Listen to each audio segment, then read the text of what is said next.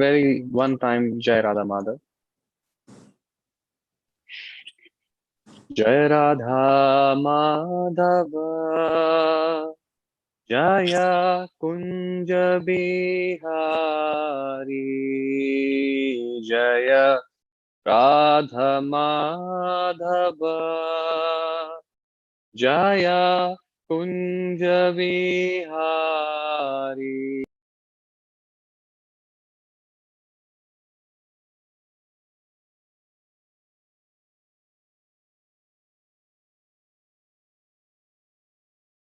You are muted, Prabhu. Hari Gopijana Vallabha Jaya Girivaradhari Jaya Girivaradhari Yashodanandana Jaya Brajajana Ranjana Jaya Yashodanandana Jaya Brajajana Ranjana Yamuna Tira Vanachari Jaya Kunja Vihari Jaya Kunja Vihari Yamuna Tira Vanachari Jaya Kunja Bihari Jaya Kunja Bihari Jaya Radha Madhava Jaya Kunja Bihari Jaya Radha Madhava Jaya Kunja Bihari.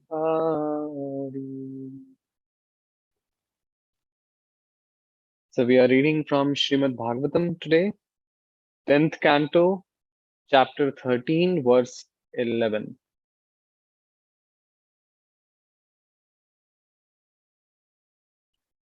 So I would recite the shloka once, and then I would read word by word translation, and then translation, and then on to purport. Bibhradvenum jathara pratyo shringavatre cha kakshe vame pano masharna kavalam tatfalyanyangalishu tishthan madhye swa parisuhudro hasya narmali bhisvay swarge loke mishati bubuje yagya bhugbal keli. Word by word translation. Bibrat venum, keeping the flute. Jathara patayo, between the tight clothing and the abdomen. Shringa vetre, both the horn bugle and the cow driving stick. Cha, also, kakshe, on the waist. Vame, on the left hand side. Panav, taking in hand. Masharana kavalam, very nice food prepared with rice and first class curd. Tat falani, suitable pieces of fruit like bale. Angulishu, between the fingers. Tishthan, staying in this way. Madhye, in the middle. Swapari suhradaha, his own personal associates. Hasyan, making them laugh. Narmalibhi, with joking words. Sway, his own. Swarge loke mishati, while the inhabitants of the heavenly planet Swargaloka were watching this wonderful scene. Bhuje, Krishna enjoyed. Yagya Bhuk Balakeli, although he accepts offerings in Yagya for the sake of childhood pastimes, he was enjoying foodstuffs very jubilantly with his cowherd boyfriend. Translation and purport by His Divine Grace A.C. Bhaktivedanta Swami Srila Prabhupada. Srila Prabhupada ki jai. Krishna is Yagya Bhuk, that is, he eats only the offerings of Yagya. But to exhibit his childhood pastimes, he now sat with his flute tucked between his waist and his tight cloth on his right side, and with his horn bugle and cow driving stick on his left, holding in his hand a very nice preparation of yogurt and rice, with pieces of suitable fruit between his fingers. He sat like the whole of a lotus flower, looking forward toward all his friends, personally joking with them and creating jubilant laughter among them as he ate. At that time, the denizens of heaven were watching, struck with wonder at how the personality of Godhead, who eats only in Yajna, was now eating with his friends in the forest. Purport. When Krishna was eating with his cowherd boyfriends, a certain bumblebee came there to take part in the eating. Thus Krishna joked, "Why have you come to disturb my Brahman friend Madhumangal? You want to kill a Brahman? This is not good." And all the boys would laugh and enjoy.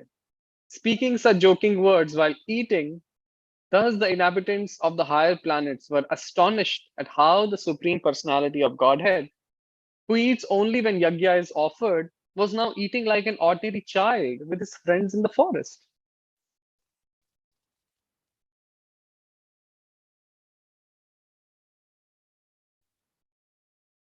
Now we'll chant some prayers. Om Agyantimirandhasya Jnananjana चक्षुरुन्मीलितं येन तस्मै श्रीगुरवे नमः। श्रीचैतन्यमनोभीष्टं स्थापितं येन भूतले स्वयं रूपः कदा मह्यं ददाति स्वपदान्तिकं। वन्देऽहं श्रीगुरो श्रीयुतापदकमलं श्रीगुरून् वैष्णवांश्च श्रीरूपं साग्रजातां सहगना रघुनाथान्वितं तं सजीवं सावद्वैतं सावधूतं परिजनासहितं कृष्णचैतन्यदेवं श्रीराधा कृष्णपादान् सहगना ललिता श्रीविशाखान्वितांश्च। हे कृष्णा करुणा सिन्धु दीनबन्धु जगत्पते गोपेश गोपिका कान्त राधा कान्त नमोस्तुते। तप्त काञ्चन गौरांगी राधे वृन्दावनेश्वरी वृषभानुसुते देवी प्रणमामि हरिप्रिये। वाञ्छाकल्पतरुभ्यश्च कृपा सिन्धुभ्य एव च पतितानां पावनेभ्यो वैष्णवेभ्यो नमो नमः। श्री कृष्ण चैतन्य प्रभु नित्यानंद श्री अद्वैत गदाधर श्रीवासादि गौर भक्तवृंद। हरे कृष्णा कृष्णा कृष्णा हरे हरे, हरे Ram Ram Ram Hare Hare.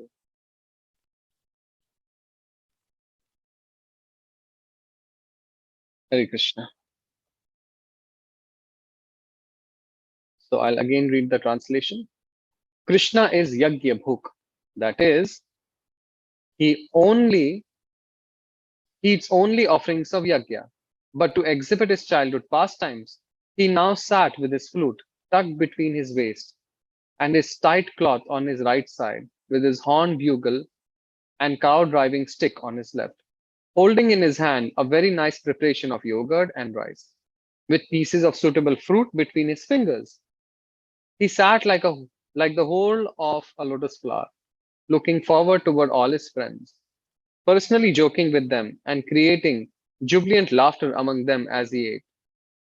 At that time, the denizens of heaven were watching, struck with wonder at how the personality of Godhead, who eats only in yajna, was now eating with his friends in the forest.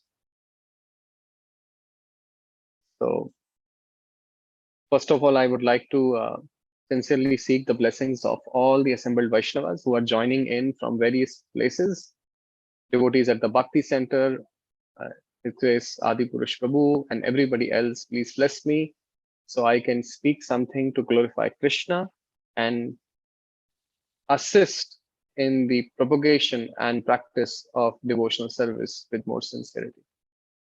Please bless me. Now we are in this shloka, and this is one of my favorite pastimes personally, where Lord Brahma is bewildered. And we have not gone to that pastime yet. And there is so much in that pastime itself that we just see that how Lord Brahma, who is the creator of this universe in some capacity, is so bewildered by Lord Krishna. And the other thing which we have to see here is that although we are not there, but we are getting a background of why is Lord Brahma going to be that astonished or bewildered. So in this shloka, we see that Krishna is Yagyabhuk. So the comparison is giving the foundation of why that astonishment is coming. So Krishna is Yagyabhuk. He eats only offerings of the Yagya. Now, I don't know how many of you have been to Yagyas, Homas. That you have done Homas or Yagyas or have been participated closely. How many of you?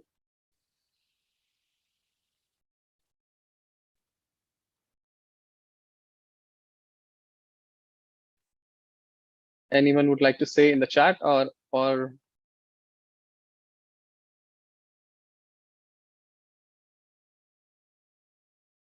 you have been to Homas or Yagyas?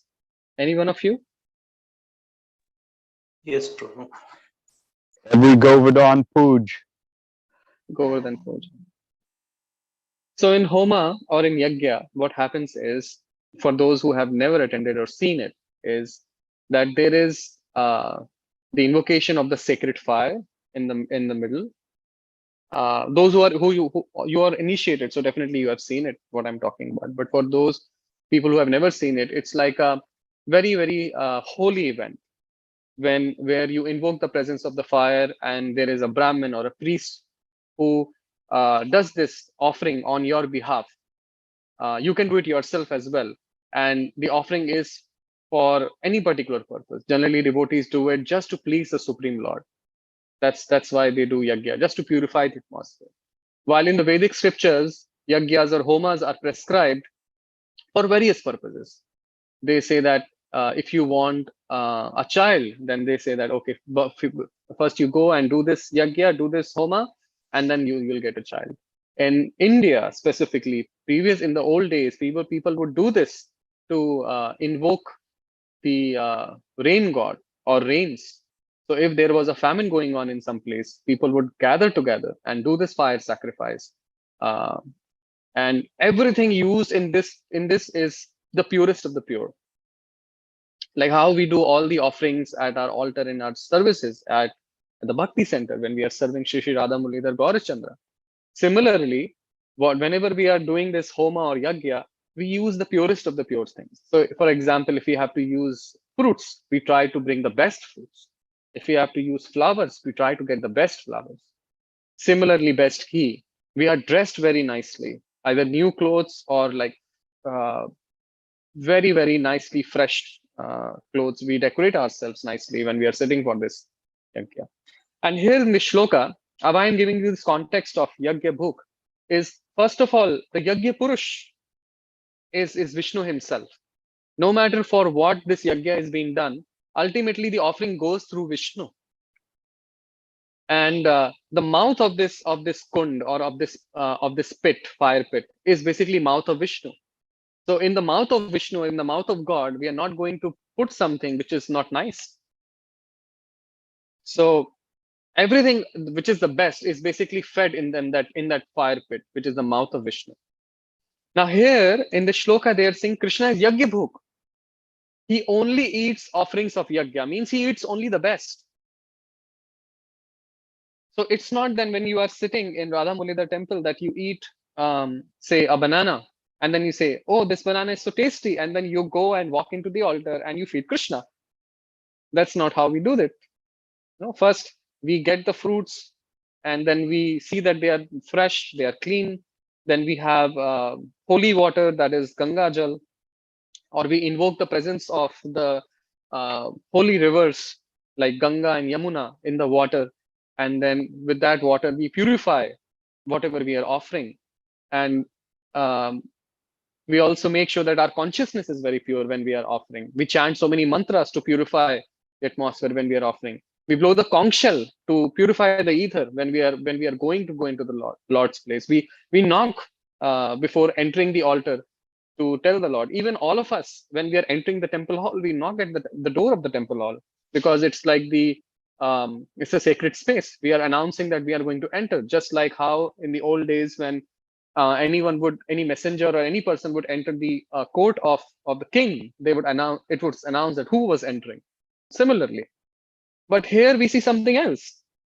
In this shloka, we are seeing that Krishna is just sitting, and he has his flute tucked in his waist. He has his tight cloth on his right side. He has a horn bugle. He has a cow driving stick. So just see the description of Krishna. Just like a cowherd boy with a stick in his stick for the cows, a horn bugle to give a sign, a signal, and he has his flute because he's Murlidhar.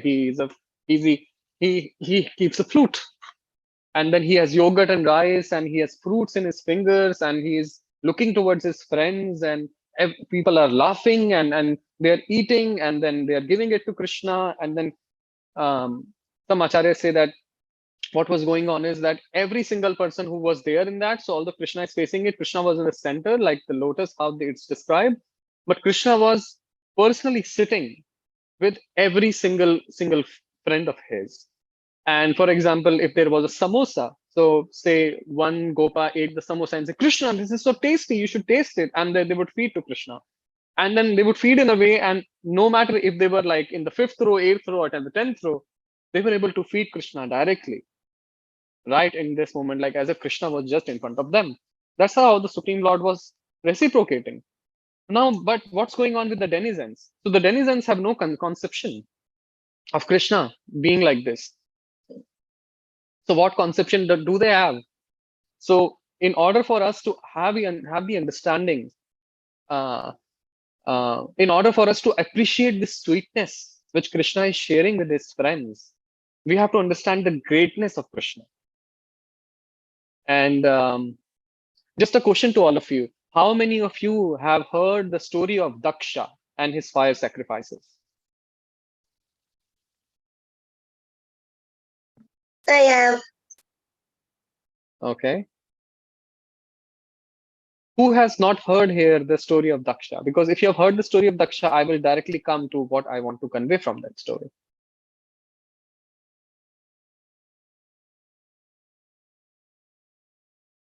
Okay. I would like to hear it. Sure. So I would go very, very fast. Please forgive me for that. So Daksha was a Prajapati. So Prajapati, they were the sons of Brahma, specifically created by Brahma to assist Brahma in increasing the population of this world. So Daksh or Daksha, he was one of the Prajapatis. There were many Prajapatis. He was one of the Prajapatis. And he was a very, very accomplished man. It is said that when he would be in any assembly, there was so much light coming from him that you could not see clearly anything else but Daksha. Like he had his own spotlight. There was no extra spotlight on him. He himself was self-effulgent. What to say of all the other mystic powers he had? So Daksha, he had many daughters. One of his daughter, her name was Sati, and Sati ultimately decided to marry Lord Shiva. So Lord Shiva and Sati. Daksha was not happy.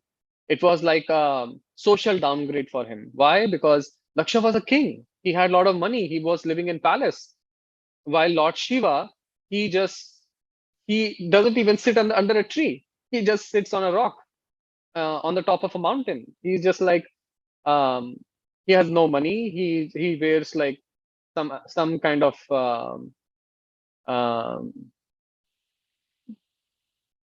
deer skin or animal skin to cover himself. Very little. His body smeared in ashes. He is basically always in meditation. And Daksha was like, why are you like? Daksha was so opposed to this marriage. Why was Sati, the princess, wants to marry a yogi like Shiva? And he even didn't consider Shiva a proper yogi. He said he's just a pretender. So ultimately, Daksha was not happy. Sati gets married. Then a lot of time passes by. Once Daksha decided that he would do a fire sacrifice, and in order to increase his potency, I'm really cutting short of why he was doing a fire sacrifice. He wanted to do fire sacrifice, and in that fire sacrifice, having a fire sacrifice is a great event. It's um, like big wedding. So he's throwing a wedding and he's inviting everyone. Please come to the fire sacrifice. Please be a part of that auspicious event with me. And he did not invite Sati and Shiva. Now Sati wanted to go, and Shiva said, "You should not go." So Shiva said, "We are not invited." Sati said, "I don't need invitation to go to my father's home. It's happening." And then Sati and Shiva are there on the top of a mountain, and they can see people flying in different kinds of um, planes towards Daksha's palace. And Sati was like, "Hey, so many of my friends are going. I need to go." And ultimately, Sati goes. And then Shiva says, "Okay, Sati is going for Sati's protection." Shiva sends his associates. Now, associates of Shiva are basically all the people we see on Halloween outside, like the way people are dressed. That's the associates of Shiva. So they are the hobgoblins and the vampires and the ghosts. We say bhoot, the pret. So bhoot is ghosts, and all sorts of um, all those kind of entities. So he sends those entities for like protection of Sati. Sati goes there, and she sees that her father is very, very disrespectful to her husband, and ultimately Sati says, "What's the use of this body? I've got this body," because Sati is the eternal consort of Lord Shiva. And she says, I feel so disgusted that I'm having this body which has come from Daksha, who is so disrespectful to my husband. And ultimately Sati says, "I don't want to use this body anymore." And she actually enters the fire sacrifice. And then there is a whole story. Shiva is so angered that his wife is no more. He goes to the fire sacrifice arena. He picks up the body of Sati. He's totally like lost what's going on, and then he's traveling, and the body parts of Sati, they were burning. So Shiva was also like losing it, and then Lord Vishnu appears, and then he, with the Sudarshan chakra, cuts the pieces of the body of Devi Sati, and they fell in various parts of the Indian subcontinent, and they are like 51 or 54 special places which are worshipped wherever the body part of Sati actually fell. And what happens at Daksha's place is Shiva is so upset that with his hair strand, he creates Veerbhadra. And this Veerbhadra, who is basically an incarnation of Lord Shiva, goes and basically destroys the fire sacrifice and the whole event. And it's like a lot of bloodshed there. And ultimately, Daksha, he was trying to kill Daksha, but Daksha is not ordinary being. He cannot be killed so easily. Ultimately, his head is chopped off, and then the demigods and everyone appeases Lord Shiva, and then Lord Shiva goes and installs the head of a goat on Daksha's head, and Daksha is again alive. And this is the overall story. Daksha then repents. He says, "What have I done?" And then he accepts the position of Lord Shiva. He was envious of Lord Shiva, and that's the story basically of Daksha. So now he has got this goat head, and he is very, very repentant. So what Daksha does, he says, "I'll again do a fire sacrifice." And Daksha then does a fire sacrifice. He invites Lord Shiva. By the way, Sati will again take birth as the daughter of Himalaya, and her name would be Parvati. So they are together, and that's the next part of the story. But with Daksha, he does the second fire sacrifice, and in the fire sacrifice this time, last time Lord Vishnu did not appear, but this time the Lord appeared. And this is in the 4th canto of Srimad Bhagavatam in chapter 7, that what happens when the Lord appears. So let me just read these shlokas. I'm reading from text 19, 4th canto, chapter 7, text 19. So the second yajna is done. Daksha is doing it. He's more humble. He's like not envious. And it is said, Lord Narayan was seated on the shoulder of Garuda, who had big wings. As soon as the Lord appeared, all directions were illuminated, diminishing the lustre of Brahma and the others present. So this is Lord Vishnu. When Lord Vishnu is coming, all the other people, whatever lustre they have, it has of no use. So, for example, when the sun is rising, even if we take a lamp outside, there is no meaning of the lamp because sun is so bright. There is no meaning of fireflies. In the night, we see fireflies. We take the lamp outside, and there is some light. There is all different things can have their own glow. But when the sun comes out, it's of no meaning. Similarly, when Lord Vishnu he came and he appeared, all directions were illuminated, and the lustre of Brahma himself. Now, Brahma is no ordinary being. His lustre was diminished. Now, the next shloka says, what's the complexion of the Supreme Lord? So his complexion was blackish, his garment yellow like gold, his helmet as dazzling as the sun. His hair was bluish, the color of black bees, and his face was decorated with earrings. His 8 hands, so Lord Vishnu has come with 8 hands, held a conch shell, a wheel, a club, a lotus flower, an arrow, a bow, shield, and sword. And they were decorated with golden ornaments such as bangles and bracelets. His whole body resembled a blossoming tree, beautifully decorated with various kinds of flowers. Lord Vishnu looked extraordinarily beautiful because the goddess of fortune and a garland were situated on his chest. His face was beautifully decorated with a smiling attitude, which can captivate the entire world, especially the devotees. Fans of white hair appeared on both sides of the Lord like white swans, and the white canopy overhead looked like the moon. Now, just see what the demigods are doing, and this is the contrast which I wanted us to focus on. As soon as Lord Vishnu was visible, all the demigods, Lord Brahma and Lord Shiva, the Gandharvas, and all the present there immediately offered their respectful obeisances by falling down straight before him. And then the next shloka, which is the most important one. In the presence of the glaring effulgence of the bodily lustre of Narayan, everyone else's lustre faded away. Everyone stopped speaking. There was pin drop silence. Fearful with awe and veneration, all present touched their hands to their heads and prepared to offer their prayers to the Supreme Personality of Godhead, Adhokshaja. And next shloka, although the mental scope of even demigods like Brahma was unable to comprehend the unlimited glories of the Supreme Lord, they were able to perceive the transcendental form of the Supreme Personality of Godhead by His grace. Only by such grace could they offer their respectful prayers according to their different capacities.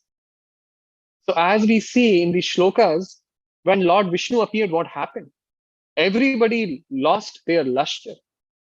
There was pin drop silence. They're offering their prayers, and even to offer their prayers, it's said that they got the grace from the Supreme Lord to actually offer a prayer to the unlimited. That is Lord Vishnu. And here the demigods are looking at Krishna, and Krishna is having in his fingers some fruits and eating yogurt and rice, and he's feeding his friends. Friends are eating, friends are feeding him, and Krishna is cracking jokes. And in the purport, actually, Prabhupada writes that Krishna joked, why have you come to, when Krishna sees that a certain bumblebee came there where they were eating, Krishna is joking, why have you come to disturb my Brahman friend Madhumangal? You want to kill a Brahmin? This is not good. And all the boys would laugh and enjoy speaking such joking words. So this is the mood, the Supreme Personality of Godhead, Yagya Purush.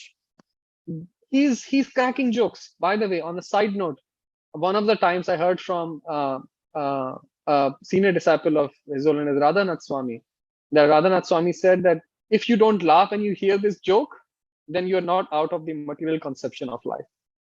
So I was just meditating on that when I was reading this year. But on the side, but again coming back to the main point, that This is why the demigods are so astonished. But what is happening here, which is the other thing which I wanted us to meditate on. First is, when is someone who feels envious? Basically, we feel envy. It gets triggered generally when we see that uh, in a relationship, when someone is favored and we are not favored. So, but here in this arena, we see Krishna is such a perfect master. He is reciprocating with each and every Gopa. Everyone felt that Krishna is sitting with them. It's not a glance that Krishna is glancing at everyone and reciprocating. Krishna is there with every single person. And that's why there is no question of any envy. And Krishna in the Bhagavad Gita says, Patram Pushpam Phalam Toyam Yome Bhaktya Prayachati. He is saying that Krishna is saying that I would accept if you offer with love a leaf, a flower, or a fruits. So even things which might not be edible, Krishna is ready to accept it because they have devotion. Devotion is that appetizer for Krishna, that no matter what you are giving, Krishna will just accept it. And not only that, Krishna actually says that if you give something to me with devotion, I will give myself to you. And even if I give myself to you, Krishna is still thinking, what more can I give you? What more can I do for this devotee? This is the mood of Krishna. This is how Krishna is. It's defined that in Brahma Samhita, Advaitam, Achyutam, Anadim, Ananta Rupam. So Advaitam. Here it is said, I think Jiva Goswami says Advaitam is that Krishna is there to give. Krishna is giving himself. No one can give the way Krishna can give himself. No one can give himself the way Krishna can give. And then it is said Achyutam and then Anadim. So Krishna is basically giving himself completely and still he wants to give more. That's the way he's reciprocating with his devotees. And this is, we should understand, I'm focusing on these points because I wanted to highlight that in order for us to relish the sweetness of Krishna's pastimes, how important it is for us to understand the greatness of Krishna. Krishna is the source of Vishnu's. We just read what happens when Vishnu appears. And here this is Krishna cracking a joke that a bumblebee has come to take the life of Madhumangal. So with that, I open for comments, questions. It's 7:52. Great class, Karuna, Nimai, Prabhu. Temple room, do we have any questions? Jokes? He's already explained it very nicely, and the verse explains that there's a formal awe and reverence relationship with the Lord, with yajna, with sacrifice, with very structured worship and elaborate prayer. And then there's the relationship that these cowherd boys had with Krishna when he appears in his original form. And there's laughter, and they're taking lunch together, and it's very sweet. And we see that relaxing the formality and having that intimate, loving exchanges is much more attractive and pleasing to Krishna, right? Just a reflection. The verse said it and Prabhu explained it, but it's a highlight. We love to hear the laughter of the devotees. We were always taking prasadam together. Yeah. Thank you so much, Adi Purush Prabhu. Anand Manjari has raised her hand. Anand Manjari, please. Hare Krishna. This is like a hopeful question, because I'm wondering, as you said, that like so much of what in a way Halloween is actually relating visually to the abode of Lord Shiva. And I'm even thinking about like Agyata Sukriti, how, and many times we take prasad without knowing it's prasad, or we see Krishna because someone just likes a picture of Krishna and they just put it in somewhere, and then we become purified through that. I'm actually wondering, like, is there a chance that all those people who are just like dressing up as vampires or like exposed to kind of that are actually receiving at least a little bit of a blessings of Lord Shiva just because they're, dressed like his devotees. So they are not dressed like devotees of Shiva. It's that Shiva is Bhutanath. Bhutanath means he's the lord of the ghosts. So if the ghosts take shelter of Shiva, so Shiva is basically giving shelter to those who have no hope. He's Ashutosh. He's easily pleased. So he basically resides in the hallowed grounds, in these kind of places. He comes to deliver basically these souls.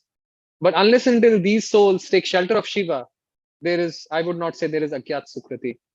It's the same way that how all these living entities are there in this world. Unless and until they come across a devotee or they take shelter towards Krishna in some or the other way, directly or indirectly, they don't receive the mercy and the blessings. Similarly, all these people who are celebrating this festival here in the United States, unless and until they worship Shiva, they don't get any like Gyat or Agyat Sukriti in any shape or form. For them, it is just they are just dressing up and then they're just doing what everybody else is doing. That's my comment. Does that answer your question?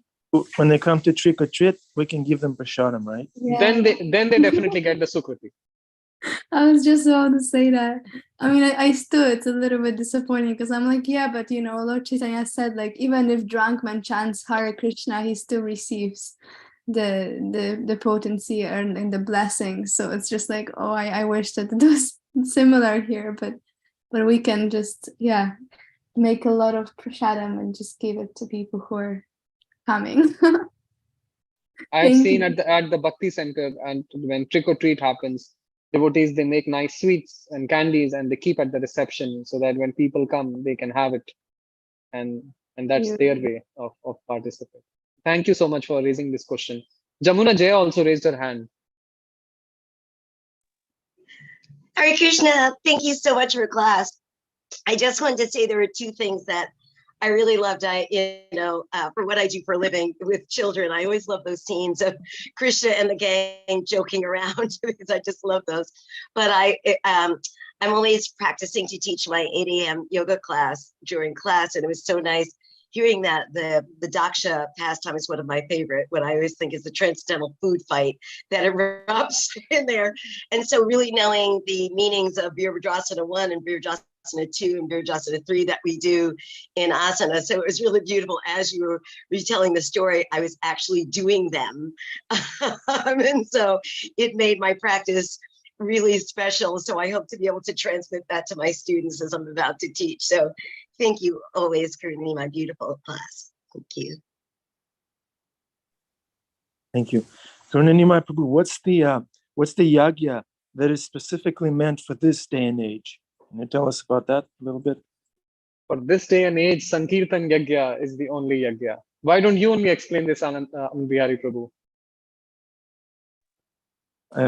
Why don't I? I can explain, but please, maybe, we both can do it. I was thinking that Sankirtan Yagya is so wonderful. It's available. You don't have to be Daksha to throw Sankirtan Yagya. You don't have to be wealthy or qualified or expert in any way. Just get up, chant Hare Krishna, purify the atmosphere, purify your heart. It's available. It's joyfully performed. It's fun. And in New York City, we have plenty of opportunities to participate in Sankirtan Yagya. Yeah. We don't have to fly anywhere. Just it's right there. Yes, definitely. We can subway to.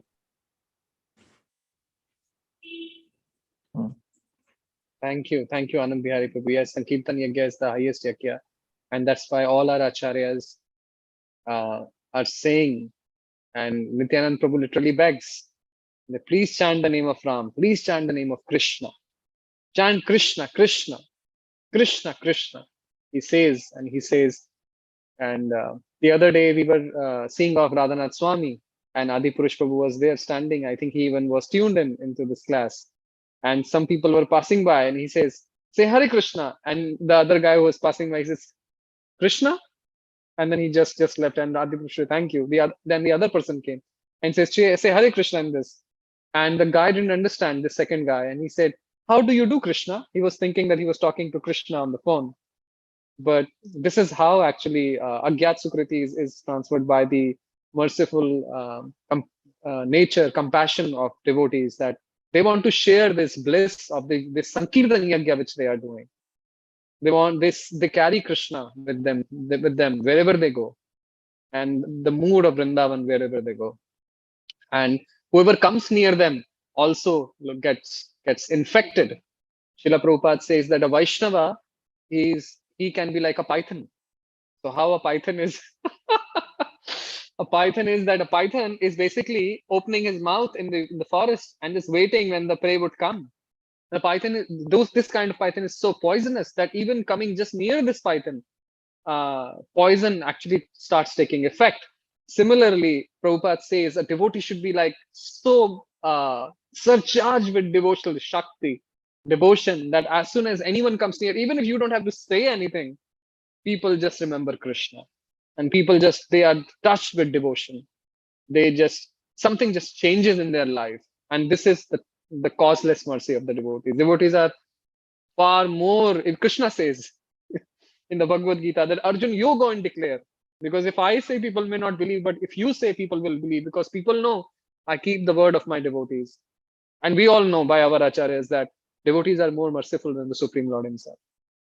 So I think us doing the Sankirtan Yagya and trying to involve as many people we can in the Sankirtan Yagya by asking them chant Hare Krishna, by asking them chant the holy names of the Lord is the Yagya which we all can participate at a very daily basis. And we don't need to be multi-millionaire or billionaires like Daksha or a big wealthy king for us to have the big ceremony. Just walking on the street, we can do it. So thank you, Anand Bihari Prabhu, for anybody else would like to share anything or ask a question or a comment?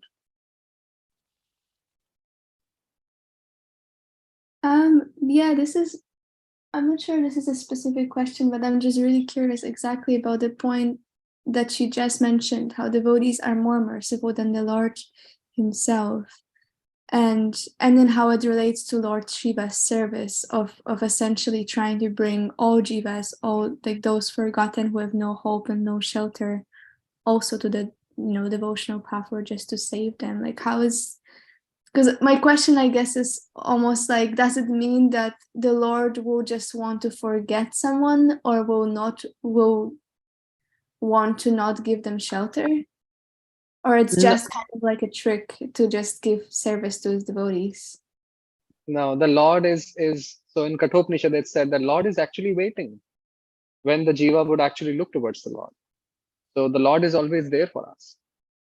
The only thing is, Lord never meddles with our free will. If we want to practice bhakti, we would do, and Krishna would do anything and everything so that we practice his bhakti. And he would support us if we pray. But Krishna will not play with our free will.